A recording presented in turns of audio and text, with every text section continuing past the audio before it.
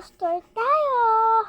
Una guys, ito ang aming Durabox. Nilagay ng mga damit. Ito guys, medyo sira na yan. Bibili si mama.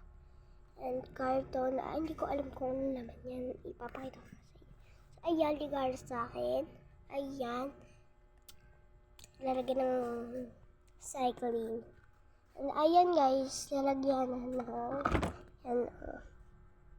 yan ang mga damit. Ito guys, so yan yung damit ko. And sunod naman guys, yan, ito ang ating sofa.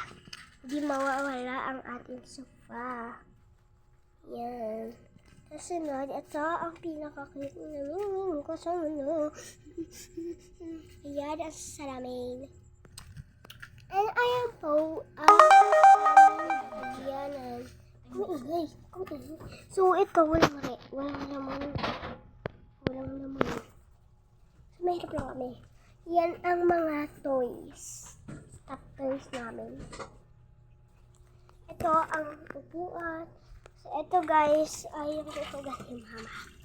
Ayan. Kusina. Alright. So, yan ang aming CR.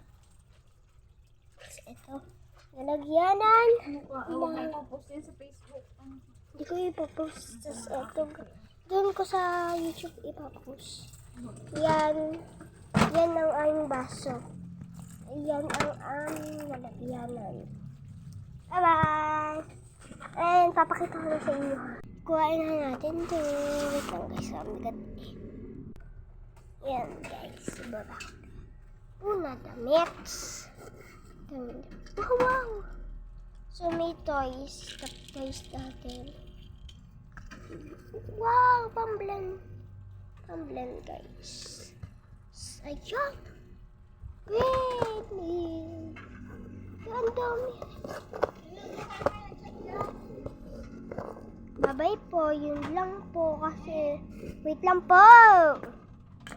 Ayan kasi. Ayan na yung napakita ko sa inyo. Sorry guys. Na yan ang ating ceiling fan at ang TV. At ayan. Nakalimutan ko pa sasabihin. Bye. Hep.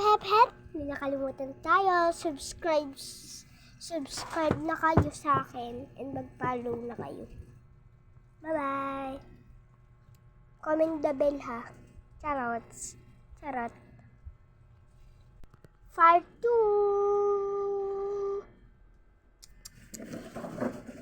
2.